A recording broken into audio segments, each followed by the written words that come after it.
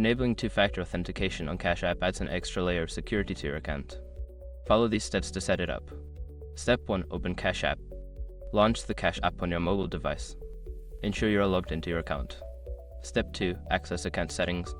Tap on your profile icon or the account tab located in the upper right corner of the screen to access your account settings. Step 3. Find security settings. Scroll down and look for the privacy and security section. Tap on it to view your security options. Step 4. Enable two-factor authentication. In the security settings, locate the option for two-factor authentication. Toggle the switch to enable it and follow any prompts to set it up. Step 5. Verify your phone number. You may be asked to verify your phone number.